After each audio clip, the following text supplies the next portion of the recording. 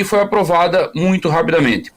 Hoje de manhã, com a aprovação da dosimetria, na verdade foi ontem à noite ainda o tweet, deixa eu pegar aqui o nome do Deputy Secretary of State dos Estados Unidos, que é o vice do Marco Rubio, só um pouquinho.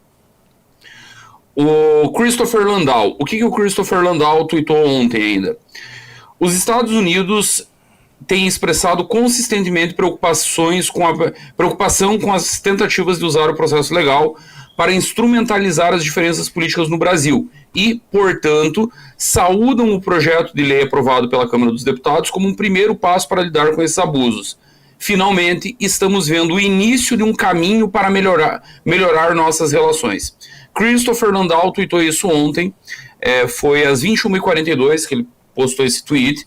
Ele é o Deputy Secretary of State, o vice do Marco Rubio no Departamento de Estado. Hoje pela manhã, a Embaixada dos Estados Unidos retweetou esse tweet do Christopher Landau. Então, o que o Landau está dizendo aqui basicamente? Que a aprovação da dosimetria caminhou no sentido daquilo que os Estados Unidos desejavam.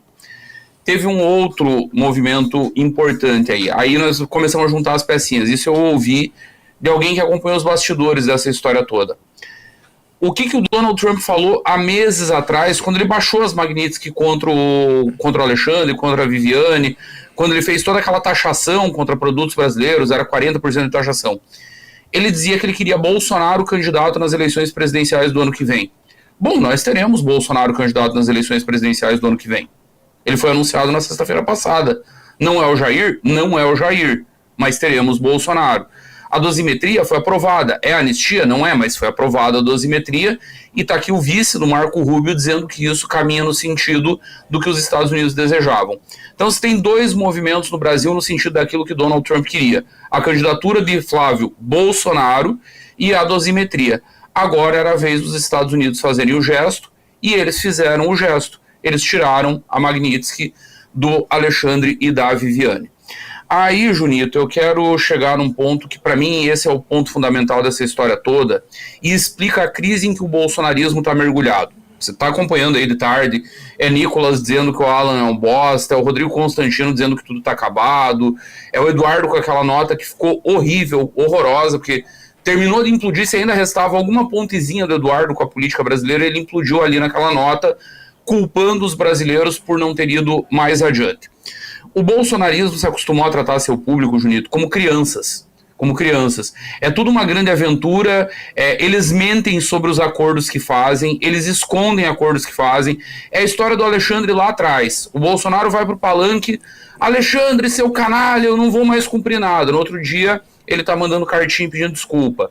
O Toffoli é vítima de rage em rede social pelos bolsonaristas, ainda era o Alan dos Santos aqui no Brasil coordenando a rage contra o Toffoli, e aí o Bolsonaro vai comer pizza na casa do Toffoli e aparece foto do Bolsonaro abraçado com o Toffoli. O próprio Alexandre, foram inúmeros acordos que o bolsonarismo costurou. Por que eu estou relembrando esse histórico, Júnior? Porque há um grande acordo acontecendo nesse exato momento, do qual os Bolsonaros, a família Bolsonaro, é beneficiário. Essa Magnitsky, esse fina Magnitsky, não é uma derrota e uma humilhação que o Trump impõe à família Bolsonaro, muito pelo contrário.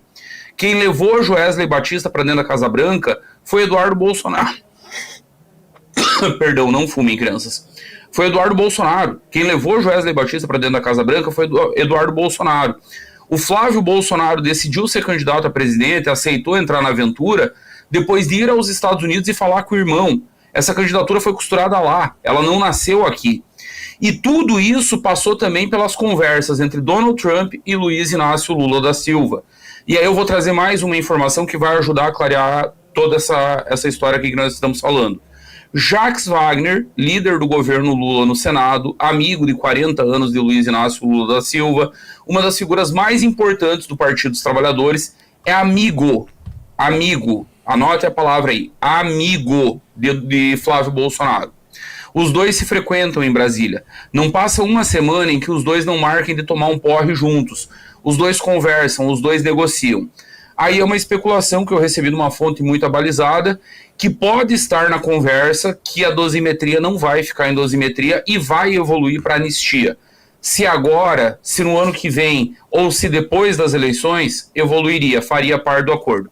O fato é, teve 2 gestos do Brasil em relação ao que o Trump queria, que foram a candidatura do Flávio Bolsonaro e a dosimetria. Agora o Trump dá a parte dele, que é o fim das sanções. Por fim, há um componente geopolítico que precisa ser considerado. E aí eu vou até trazer aqui o que o Ricardo falou hoje, logo depois do anúncio da Magnitsky no Twitter. O Ricardo Almeida estava tweetando e ele lembrou que os Estados Unidos nunca foram um aliado confiável para ninguém. Isso é um fato. Não é os Estados Unidos, é qualquer país soberano. Países